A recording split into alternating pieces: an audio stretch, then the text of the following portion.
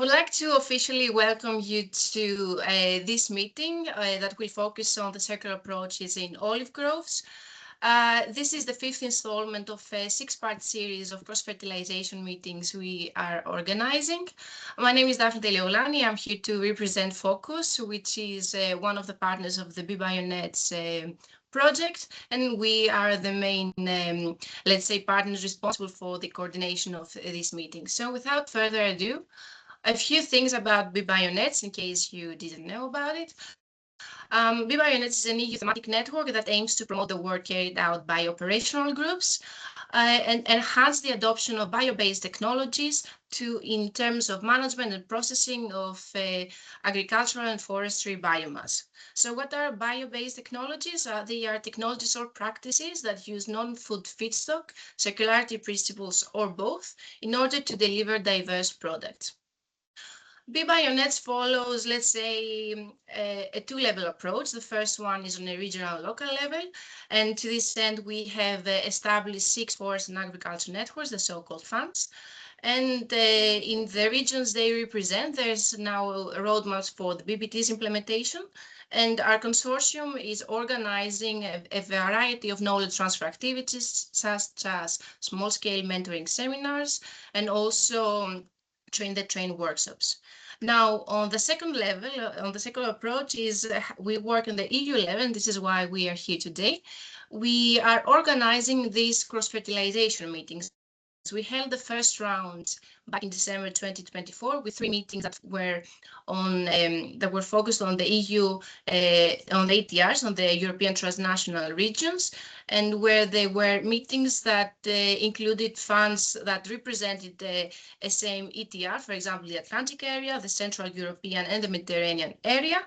But now on this second round, we aim to turn the focus towards topics of common interest. And you see here the list of topics our meetings are focused on. And today we are here for the circular approaches in the olive groves. The agenda of today, as you may have received, is the following. Unfortunately, due to one of the speakers' other obligations, we had to make a shuffling on the order of the speakers. So I hope this is okay with Ms. Casiano and Ms. Moscoso Ruiz. So we will start today with Ilias Kalfas on the first session with the speaker's presentation. And then we have the panel discussion, which will be moderated by my colleague Maria Munoz from the TEPRO organization, and then we will have some closing remarks. So that's all from my side. Perhaps, Ilias, would you like now to share your screen in order to start the presentations panel? Ilias will speak, is from the American Farm School in Greece, and he will speak today about the circular economy in the olive sector using the cradle-to-cradle approach. Hello everyone.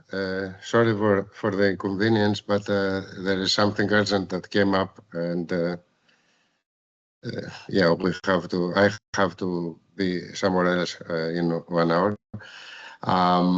Good morning, everyone. Do you see my screen? Yes, we can. Okay. I'm Ilias Kalfas. I'm an agronomist and work in the American Farm School. I have chosen this topic because I'm in love with it for the last decade. It's a way of thinking. It's not like some technical issue.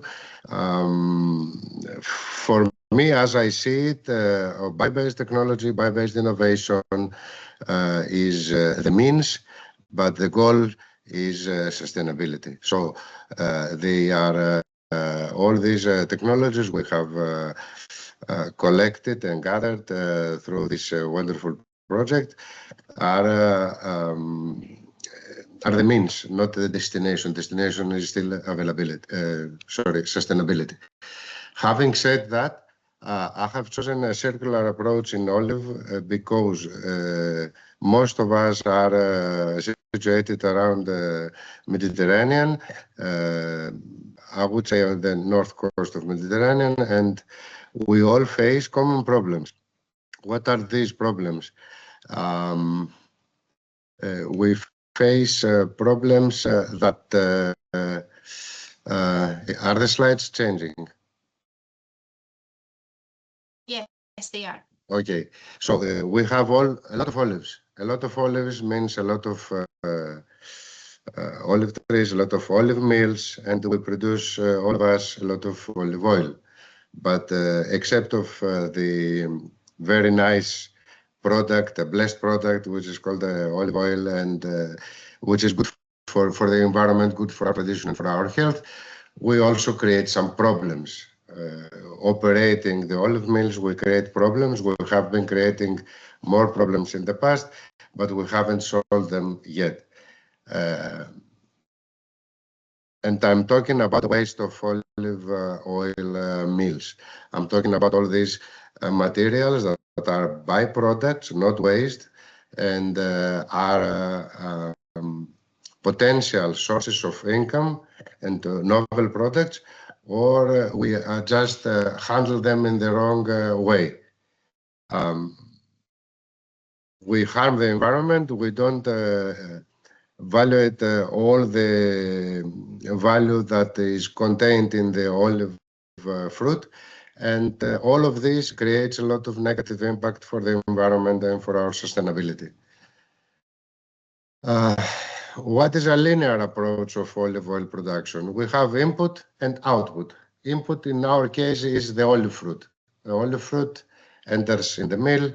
We have all these oil production processes. We get some oil, we take it to the market, and we get some waste. Waste is a bad word. I would like to say byproduct.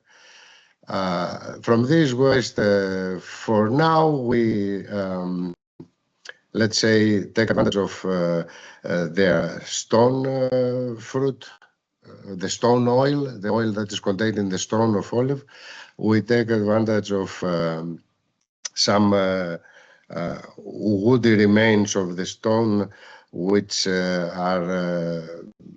create some pellet for burning, and all of the rest we reject to environment. We like to say it, to call it compost. I'm not so sure that it is compost.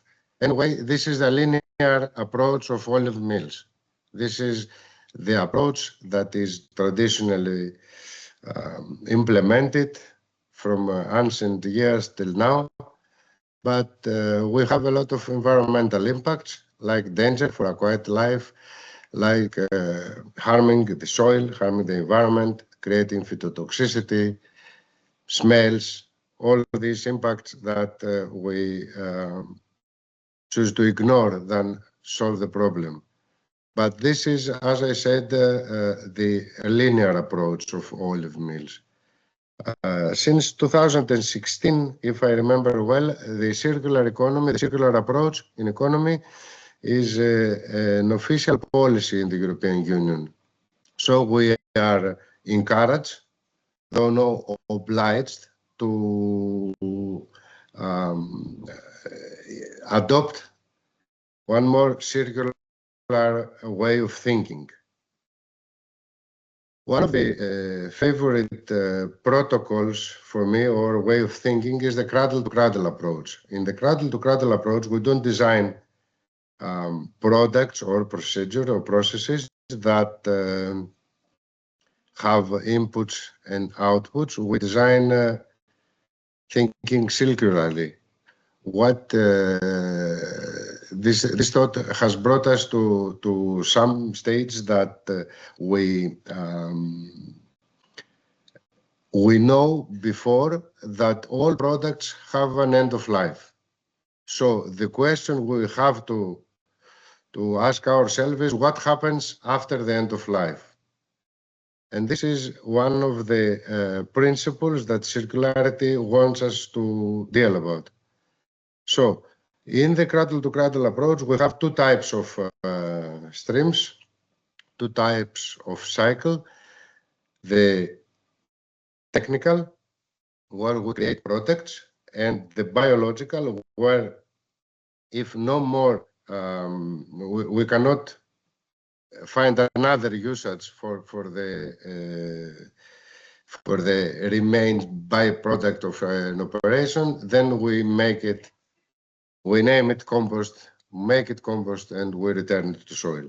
But this is the last, let's say, alternative we have. So the main characteristic is that we design it, we pre-design and we pre-decide what happens next. And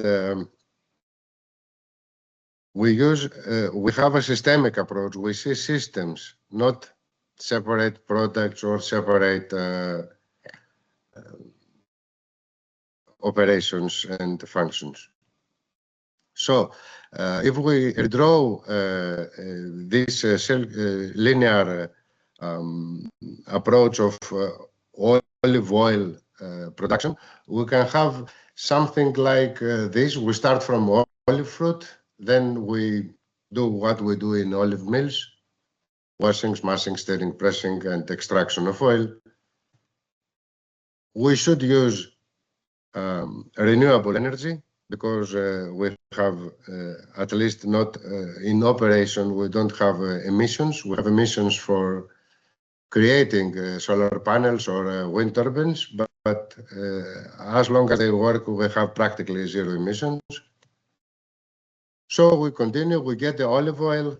After that, we standardize and pack it, put it in bottles, whatever, and take it to the end users, the consumers, or the supermarkets, or B2B transactions like restaurants, hotels, whatever.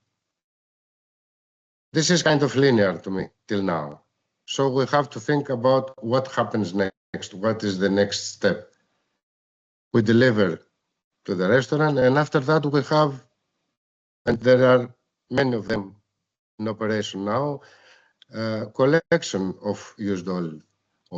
So we recollect it. We don't dump it in the sewage. We recollect it, and we can make a lot of things out of it. For example, we can make biodiesel. Biodiesel belongs to the technical cycle. So after we have eaten our food, maybe we can also refuel our cars or our agricultural machinery. The energy can be used for heating, for the industry, or for transportation, but is not a waste anymore. It has been integrated in a technical cycle that is useful again. It has the opportunity of a second life. What else? We can reclaim polymers from used oil, which is still a technical cycle. And with those polymers, we can go to the plastic industry or polymer industry. Anyway, everyone knows as plastics. So we can create consumer products for everyday life or for special reasons or special purpose, or we can create packaging material. So the oil that was first, let's say, the product, now can be the packaging material for the next batch of olive oil. What else? We can use the waste. As I told you before, I don't like the word waste, is byproduct. But anyway, let's see what would happen. In the solid phase, we can have the stone oil, as we had it before in the linear approach of this value chain. But we can also have the solid remains, and we can take hydrocolloid extraction from the remains, which can be used as compost. As I told you before, compost is the last thing we can do. There is no more, let's say, technical exploitation of the product. Or we can do biopolymers and drive them back to the plastic industry and create all these products we need every day. Or we can do food additives, which is high value inputs for the food industry. Or we can do feed additives, also for domestic animals. Someone had calculated for each, it's a crazy number, for each euro we make selling olive oil, we waste a few €100 or a few €1,000, I don't remember well, in polyphenols, which would be very expensive substances that are food additives. So there is a lot of things. All of this is currently, in most cases, dumped into the environment or compost anyway. What else we can do with solid remains? Stone wood particles. So we can re-enter them in the technical cycle and make the particles. In the aqueous phase, we can filtrate. Filtrate is a general term. We can clean it in a way and use the polyphenols that are dissolved in this aqueous phase to make food additives, feed additives, or compost. Use the stone wood particles to return it into the biological cycle and make it a compost, or take it to the technical side and make pellets like biofuel, as in the previous case, make plywood, which can go to furniture or can go to insulation materials.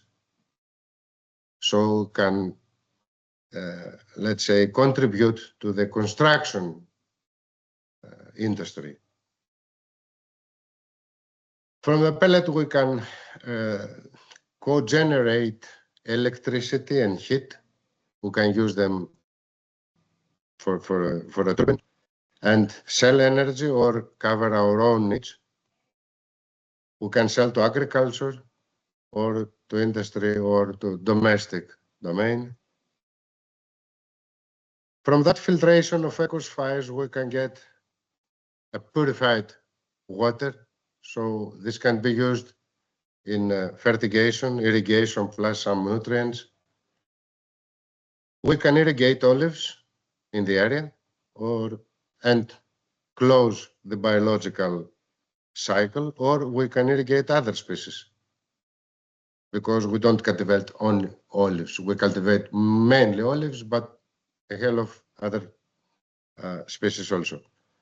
And from their cultivation, we can utilize pruning material, which is biomass, basically. We can use all the leaves, all the material, organic material for compost, or we can use the wood for all the uses we have already said. And this can go theoretically forever in cycles. So we'll have no much waste. This is only an example of circularity. There are many, many things. This is a multidisciplinary issue. You need agronomists, you need engineers, you need chemists, you need a very strong working group of several disciplines. But this is one of the way of thinking that can lead us to sustainability, and is strongly encouraged, though there are a lot of problems, mostly practical problems. Technology level, the readiness of technology levels is not sustainable. Sometimes it costs more money than it can produce. But this is, in my opinion, the way we should move, the destination. We need to waste nothing. Everything has its own value, its own price. And if we cannot, let's say, make it sustainable today, we don't deserve the idea to make it sustainable at the end of the day. So in this proposed operational model, we use sustainable energy, we use solid waste, which there is a terminology for this, it's called upcycle. So we don't recycle, we upcycle. We take something that is considered to be waste and we make it a useful thing.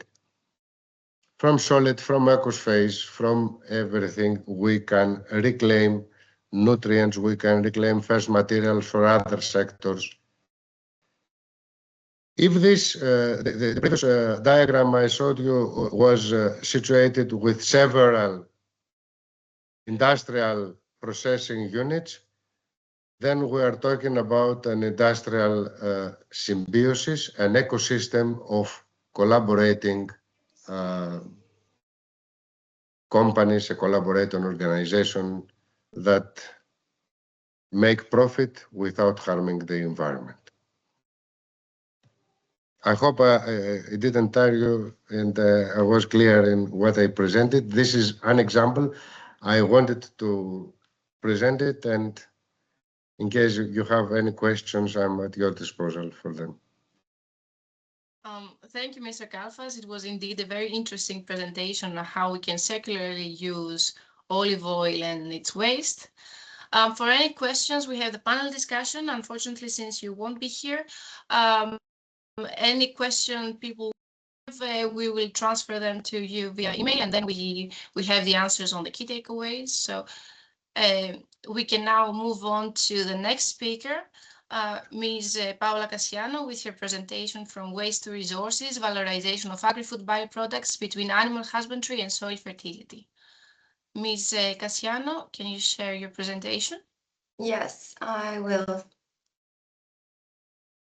Okay, just 1 second.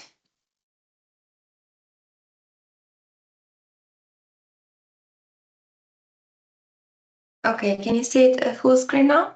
Yes, we can. Okay, so good morning, everyone. Thank you very much for inviting me to this meeting. The title of my talk is From Waste to Resources, Valorization of Agri-Food Byproducts Between Animal Husbandry and Soil Fertility. I work for the Italian Agency for the Promotion of European Research, and all the information I will provide you during my talk are part of the ERBN project, which I will briefly introduce. So ERBN is an acronym that stands for Thematic European Rural Bioeconomy Network. So it's a European project funded by Horizon program about rural bioeconomy. It started last year and it will last until next year. The coordinator is Ghent University, and there are 20 partners all over Europe. Here in this map, you can see the countries involved, and as you can see, there are different types of stakeholders, both from research, consultancy, and practitioners.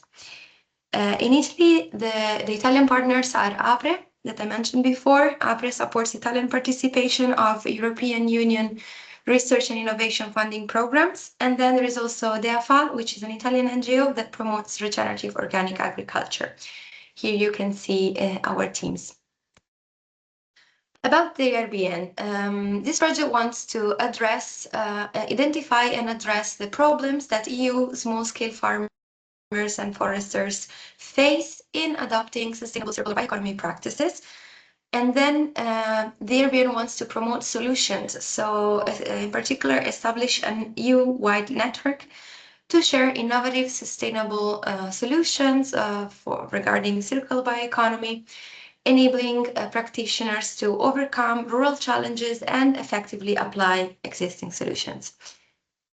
Now, let's have a look at the needs and solution in the primary sector regarding bioeconomy that we identified.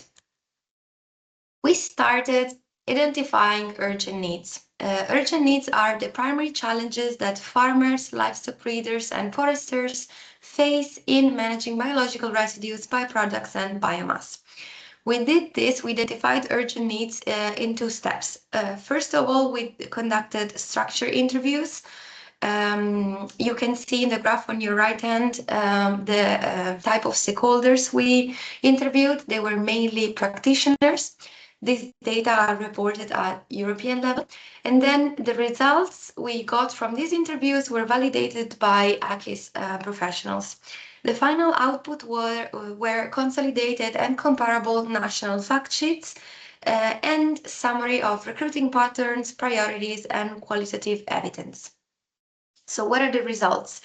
Regarding challenges and opportunities, the main for the bioeconomy, for the application of bioeconomy, circular bioeconomy principles to residues, byproducts, and biomass of the primary sector, we identified these main challenges and opportunities. So regarding the challenges, high operating costs were highlighted, as well as environmental impact issues and issues regarding the logistic and regulatory complexities.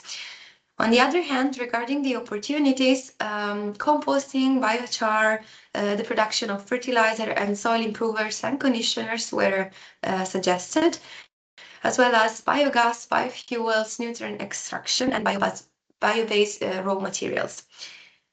So identifying urgent needs allowed us to understand where these opportunities and challenges are truly applicable and which solutions can have the greatest impact in European agriculture and forestry contexts.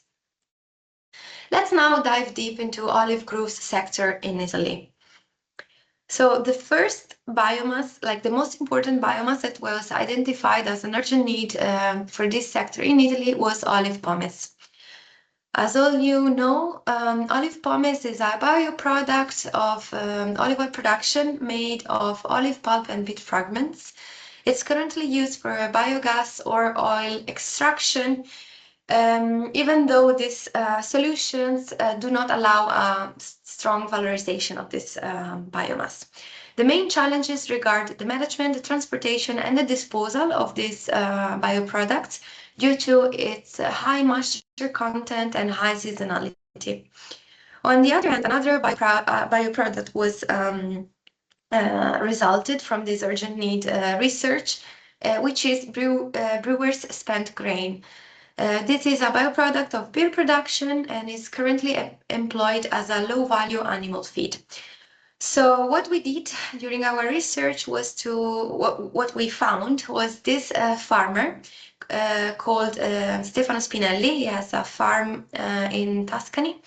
And what he has been doing for the past 3 years was produce silage for sheep made from olive pomace and brewer's grains. He also added bran, cereal grains, and molasses and yeast. So what's the process to create this silage? The first step is the separation of pomace from beets, which are reused for energy, and the drying of brewer's grains for preservation.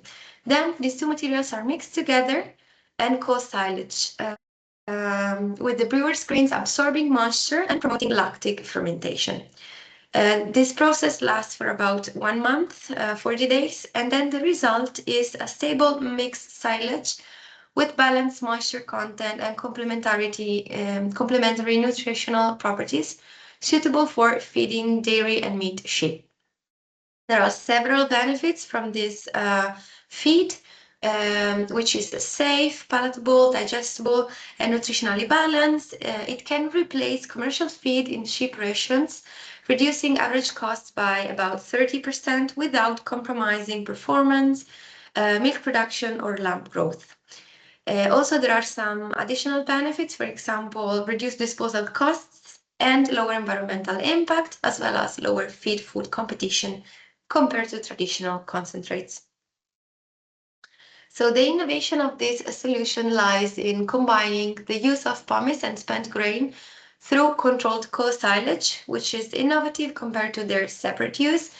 And the target audience for these suggested solutions are small and medium-sized farms with existing silage facilities, or even without, because we saw that low-tech substitutes are available, so there is no need for complex equipment.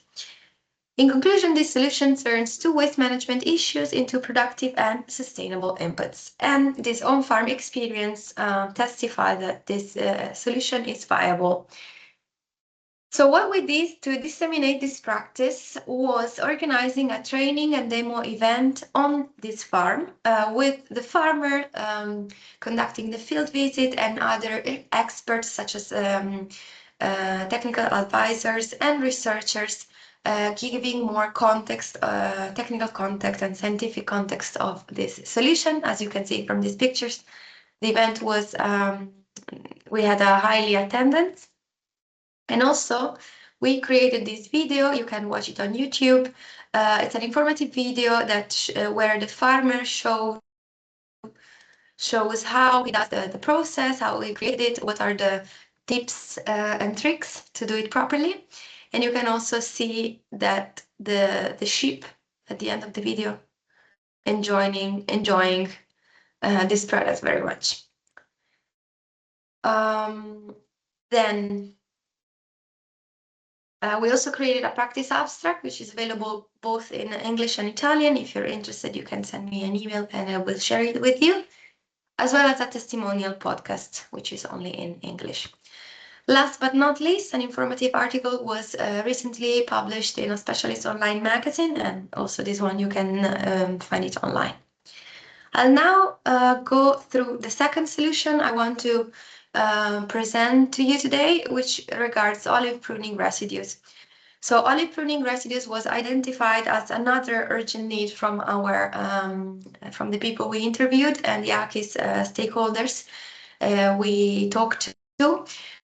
So the issues regarding olive pruning residues are mainly due to the fact that this material is bulky and difficult to transport, and there is a widespread mentality that consider waste to be rubbish rather than a resource. So there is a poor also there is a poor integration with other supply chains that could valorize this biomass. So currently the most popular solutions for managing olive pruning residues and in general pruning residues, I would say, in Italy are direct burning and burial in the soil, which, as you can imagine, are not ideal. Some emerging solutions are, for example, vermicompost. And with this respect, there is another biomass which was identified as an urgent need and can be very suitable for vermicompost, which is grape pomace. As you know, grape pomace is a byproduct of winemaking made of skins, seeds, and stalks. It's often sold to produce grappa, a famous alcoholic drink. Pomace is rich in organic and mineral elements and can be used to create organic fertilizers too. So the second suggested solution is vermicompost from grape pomace and green pruning residues. So vermicomposting uses earthworms to turn pruning residues and winemaking waste into a high-value organic fertilizer.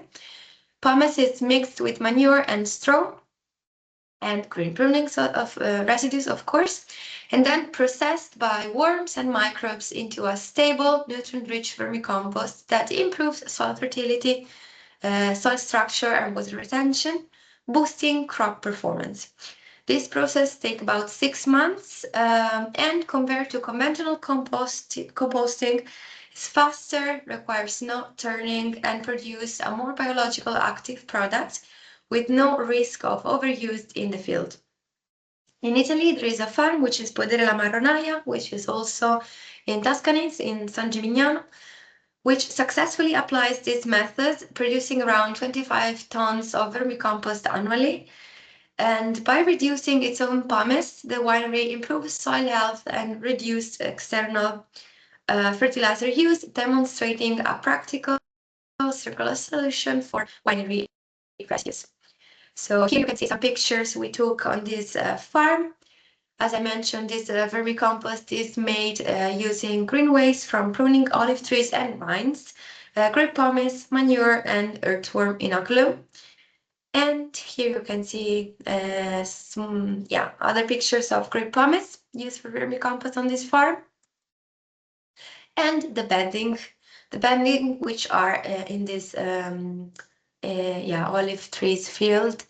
So you can see they started with wet bedding and then they added a second one.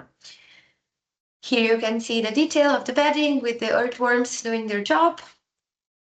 And also in this case, we created an informative video with the farmers explaining what they have been doing, what's the process, why they decided to implement it, what are the challenges that they faced, and what are the results they could see. Here is they started applying on this vineyard, which had very strong issues of fertility, and they could really see great benefits on this field.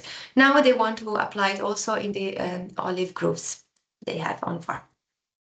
Also, in this case, we created practice abstracts, both in English and Italian, which are available for whoever is interested, and a testimonial podcast is on the way. We will have a training and demo event about vermicomposting of these biomasses scheduled with practitioners for the 6th of March. It will be in Pisa, Italy, in case some of you are in Italy and want to join. There are a few spots available still. You can register until tomorrow. I will drop the link in the chat later on if you want to know more about this. I will conclude this presentation with a call to action. So if you are an ACIS professional working in Italy, you are very welcome to join our working group. The working group on circular bioeconomy we implemented since a few months, since the end of last year, has the mission of being a forum for discussion among ACIS organizations and practitioners to discuss needs and solutions for the circular bioeconomy in Italy. The activities we do regards co-design, strategic positioning, networking, and policy advice. If you are interested and want to join, you can send an email to my colleague. You can see here in the slide. If you're not from Italy, but you are interested in joining a circular bioeconomy working group, and you are working in one of the countries I showed before, so in one of the countries involved in the DRBN project, I invite you to go to the website of the project and see if there is a working group in your country that you can eventually join. This is my email for anything you may need, and I'm very happy to answer your questions later on. Thank you very much for your attention.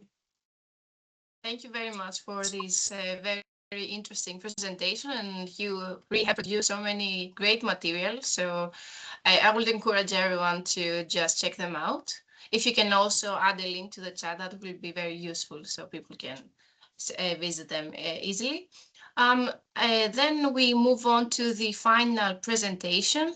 That's from Ms. Inmaculada Moscoso Ruiz from the CIDAF, the Functional Food Research and Development Center in Spain. Ms. Moscoso, if you can share your presentation. Hi. Yeah.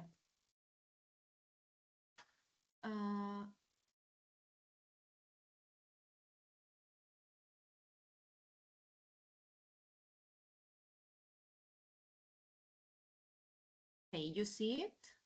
We can see your screen, and now we can see it in the presentation mode. Okay.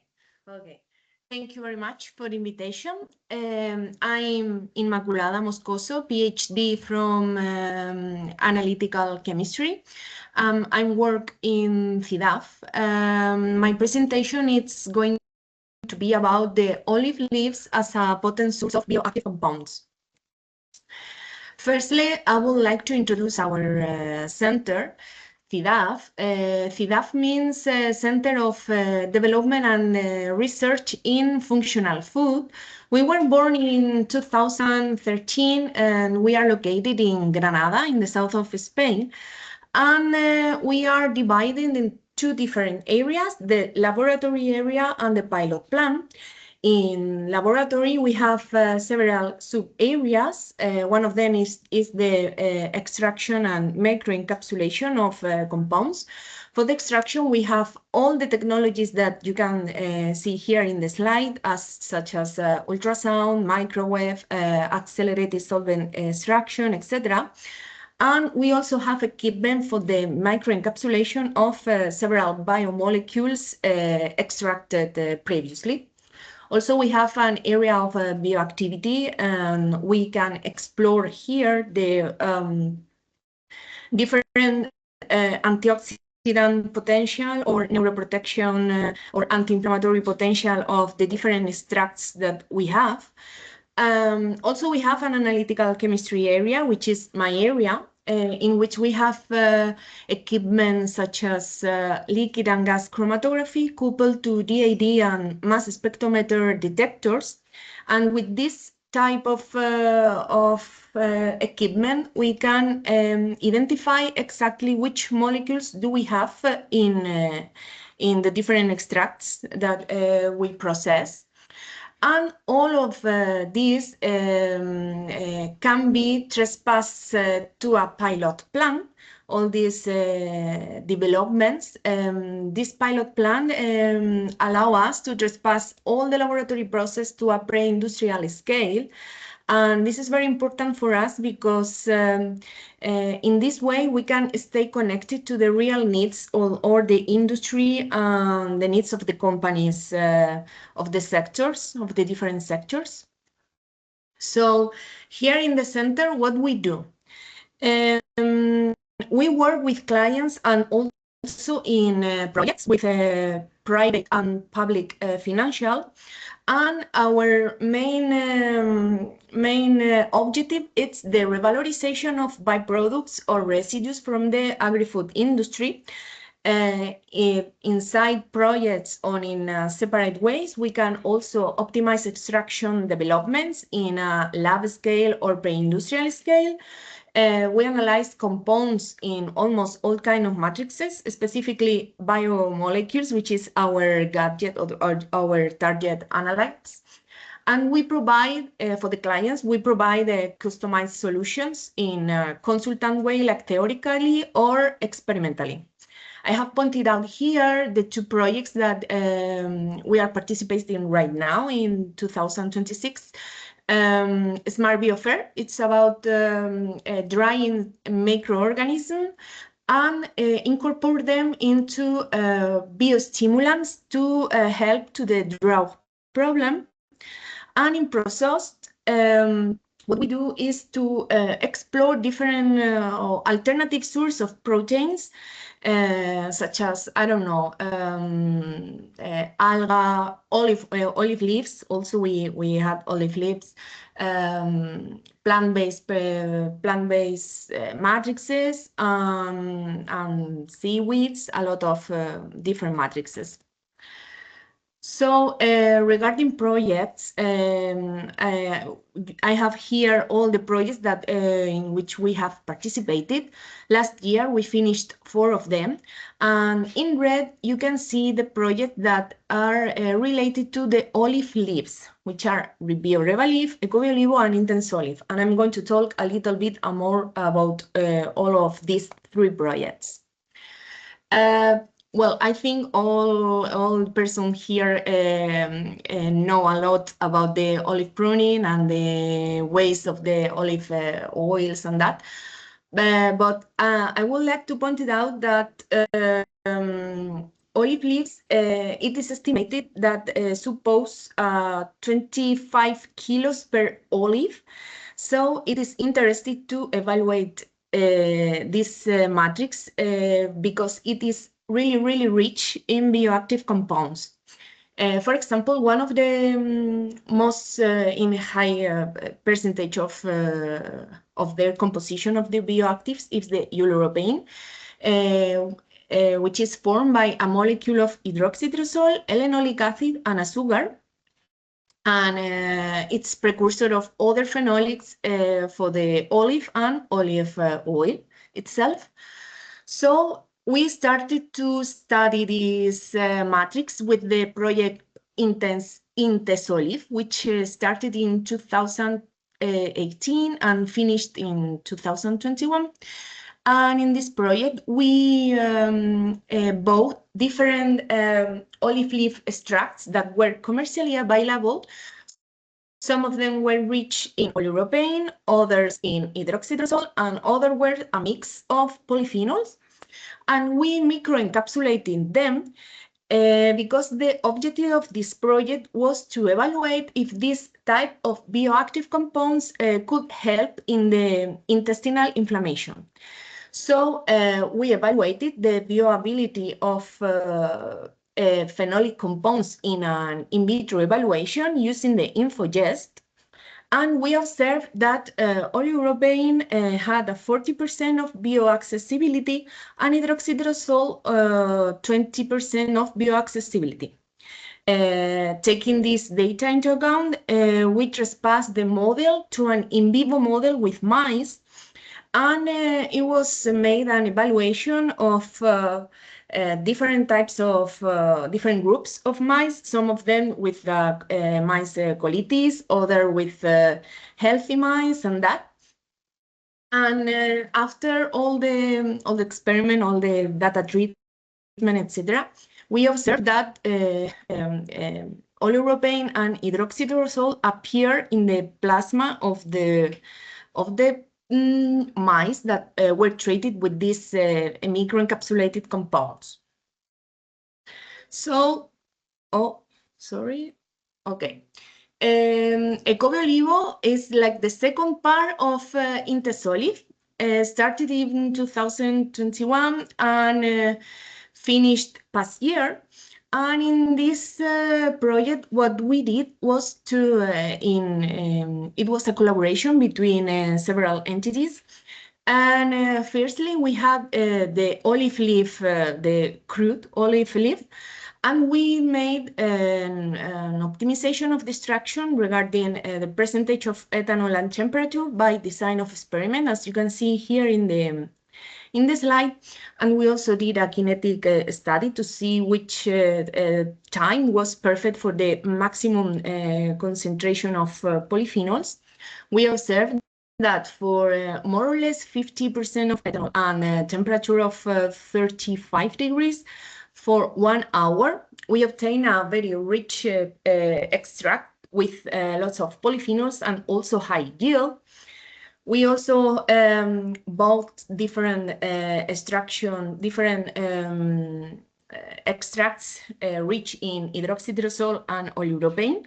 Here are the chromatograms of these exactly compounds. And once we observed that we had achieved this extract rich, we did an nutritional intervention study with human, 50 women and 50 men, and we separated it in two different groups. One of them taking the pill with those polyphenols for 5 months. 5 months, yeah, and the other one a placebo. In that time, we took their samples, the blood, urine, and feces. And in CDAF, because as I said before, there was a collaboration, and this nutritional intervention study was made by the University of Granada. And in CDAF, we analyzed the plasma. And this is a chromatogram of real plasma for one of the subjects. And we observed the influence of the olive leaf extracts in the lipid metabolism, principally. We observed that it was promoted lipid metabolism regulation and potentially improving fatty acid homeostasis. So the third project that we have in CDAP with olive leaves was BioRevalive. We also finished past year. And in here, we also had a big quantity of olive leaves. This project was about the entire revalorization of the olive leaf. I have put here one of the results, but this project was about the complete in a way that we extract the polyphenols or the biomolecules, and with the residue, with the pellet that we had, we obtain an ingredient rich in fiber and in protein. So here you can see in the photos the extraction with different techniques, and we obtain different extraction. One of them rich in polyphenols and the other in terpenes, which is other type of biomolecules. And we characterize them by spectrophotometric assays. ORAC and FRAP allow us to know exactly the antioxidant capacity of the extracts that we are evaluating.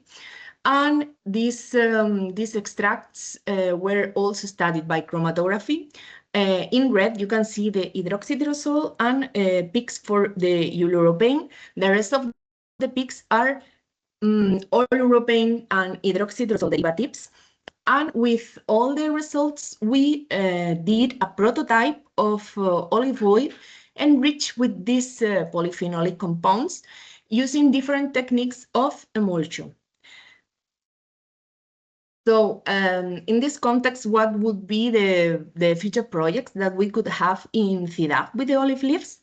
We are evaluating to present some projects in the lines of pet food, also for human food, and also using the bioactive compounds of the olive oil for as a biostimulants for the plants and for the evaluated with the TICS technologies.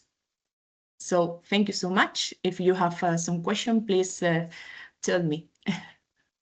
Thank you very much, and I think people will have some questions because you did a remarkable job on how to use leaves, olive leaves in your projects. But before we move on to the panel discussion, I think it is time to take a group photo for reporting and dissemination reasons. So everyone who wishes to be included, please open your cameras so that we can take a screenshot. People are still opening their cameras, so please give me 1 minute.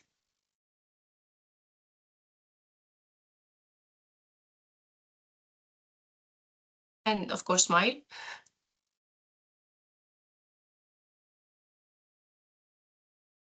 Okay, great, thank you. So now we can move on to the panel discussion, and I will let my colleague Maria Munoz from TEPRO to moderate this session. Maria, please, the floor is yours. Okay, good morning, everyone. My name is Maria Munoz, and I will be moderating this discussion session. So, during today's webinar, we have seen how different initiatives across different countries are developing innovative ways to revalorize the olive byproduct. So, as Daphne mentioned before at the beginning, Ilias is unfortunately able to join us online. So we will move directly to the discussion of the second presentation. And we turn to Paola Casiano, who presents the project From Waste to Resources, Valorization of Agri-Food Byproducts between Animal Husbandry and Soil Fertility. Thank you for your presenting and for the presentation.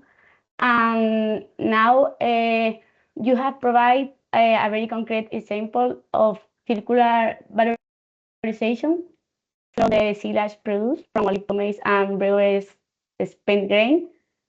And we asked you from a practical perspective, what were the main barriers farmers faced when first adopting this solution?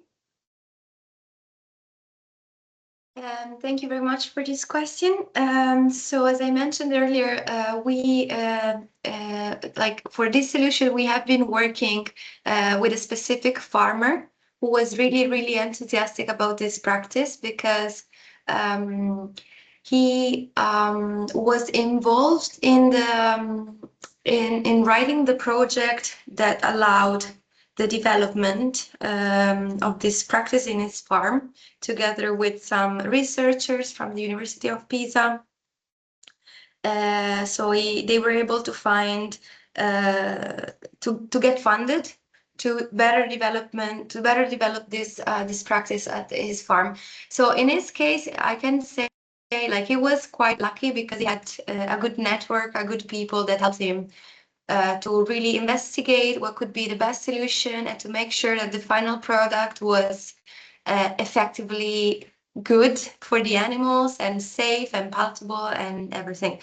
So in his case, yeah, access to knowledge was not a big thing.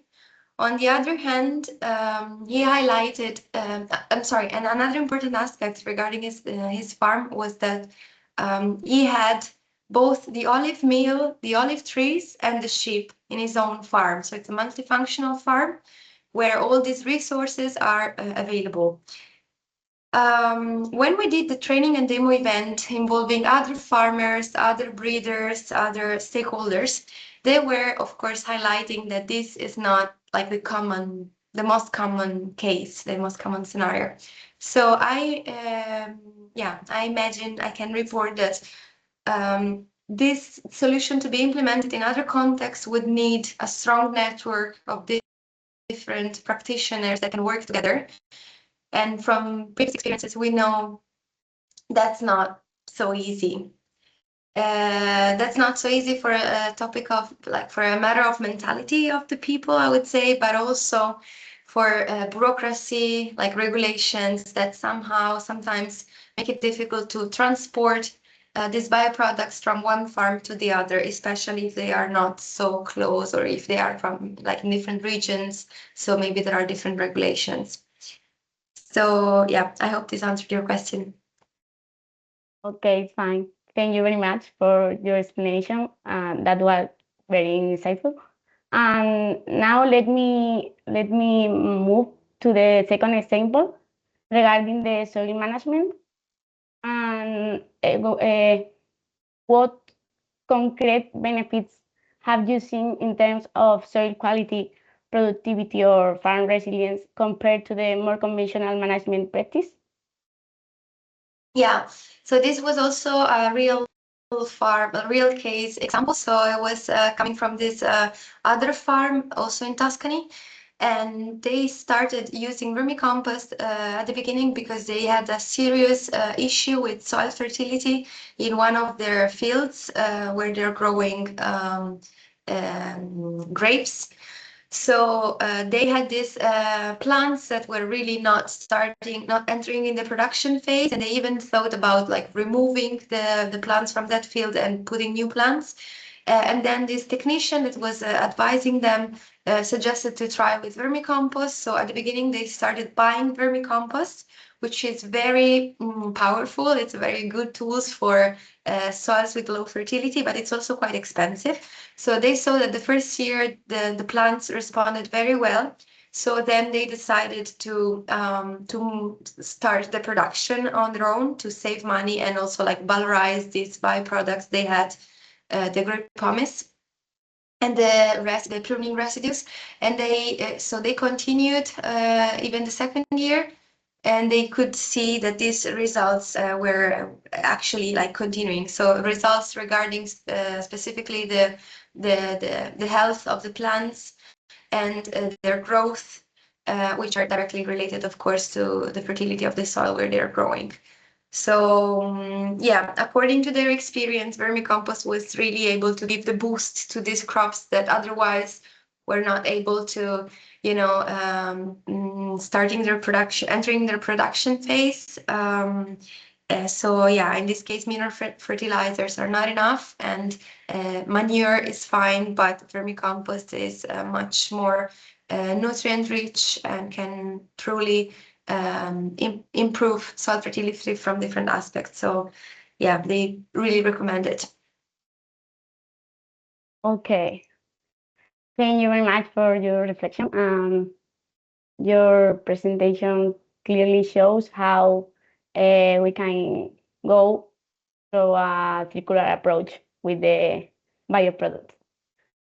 So with this in mind, let us now move to Inmaculada Moscoso. She presents the olive leaves as a potent source of bioactive compounds. So thank you for presenting such a concrete example of the olive leaf revalorization. And now we start with a question about scalability. So from your experience at TDAP, what are the main technical and economic challenges when scaling up olive leaf extraction processes from laboratory to pre-industrial level? Thank you very much for the question. It's a really, really good question. because technically is for us with a little optimization in a industrial scale, in a pre-industrial scale, in our pilot plant, is perfectly.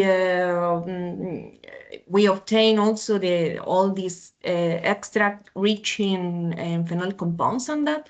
I think that more the challenge is trespass to the real industry, to the olive mills, that all the companies that have the olive prunings, that have all this big quantity of olive leaves, because I think it should be done a big inversion initially for equipment in an industrial scale, which is not,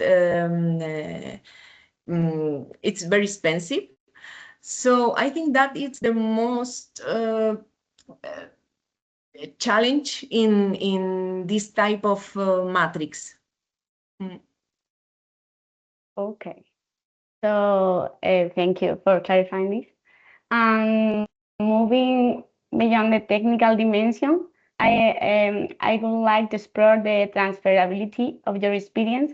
So what lessons learned from your projects could be transferred or replicated in other Mediterranean or forest-based systems to promote bio-based practice and waste revalorization?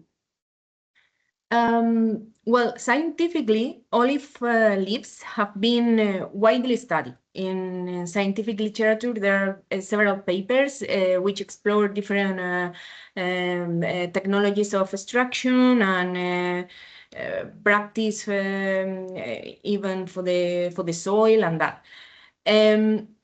It has been demonstrated that olive leaves, the concentration of biomolecules, not only polyphenols, also terpenes and other biomolecules, depends on the place of the agronomical factors, such as the place, the latitude of the olivar, the water that the olivar have.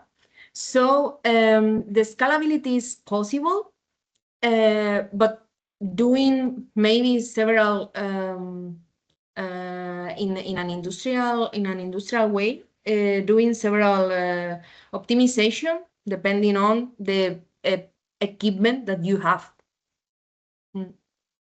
Okay. So thank you for your insight. And now bring us to the final question. We focused on the market potential. So among the bioactive compounds identified, such alloropane and hydroxytyrosol, which applications do you see as the most promising for the agri-food or nutraceutical markets, and why? Well, it's a really good question, because we do all these projects and all this work because we are the center of functional food. So we do essentially nutraceuticals, but we also work with biofertilizers. As I said before, we are right now with a project, Smart Biofer, regarding biostimulant for some plants. And in terms of commercially available, hydroxytyrosol is right now sold as nutraceutical. I'm not sure if oleuropein is, but hydroxytyrosol is. Maybe one of the future projects that could be interesting is the extraction of this kind of polyphenols, sugars, possible sugars of the olive leaves, etc., to do biostimulants for the plants.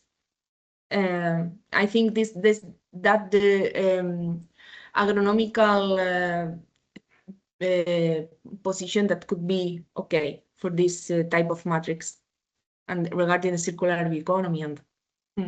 Okay, fine. It's important to see the strong market potential of this bioactive compound. So now thank you for you two for sharing your expertise. Thank you. Today's discussion has shown the strong potential of olive biomass combined with the bio-based technologies. And if anyone would like to ask another question, we have time, or you could write in the chat, or I don't know, if there are no further questions, we will conclude the discussion session here. And thank you to all your participation and engagement. So I hope this exchange has been valuable for all participants. And I would like to give the floor back to Daphne for the close remarking. Thank you, Maria, and thank you, Inma and Paula, for answering these questions. If anyone has any questions left, please do not hesitate to let us know, or even write them on the chat. Even after the meeting, if something comes back to you, and we will make sure to forward the questions to the speakers and give you some answers. So before we close the meeting, some final remarks from our side. I'm sharing my screen again. So we will encourage you to visit the BBioNets platform, where you can find through the project website or through this link. And there you can find the bio-based technologies inventory and the BBD's assessment tool we have produced, as well as a high-level study we carried out during the project on the regional dynamics of the project's represented regions, as well as the educational and training material our consortium is currently producing. And you can also see here the these meetings I mentioned in the beginning, that today's meeting was part of a 6-part series. The 4 meetings have already been concluded in the past months, and you can find the key takeaways on our website. You will also be able to find these meetings key takeaways in a few days on our website as well. And we have one more remaining meeting on the opportunities on green biorefineries in April 23rd. So if you're interested in this topic, we will invite you to register through our websites to participate in this meeting. And that's all from our side. Thank you all for participating in today's discussions. It was we had very enlightening presentation made, and I hope everyone enjoyed them. Thank you, and see you hopefully in the next meeting.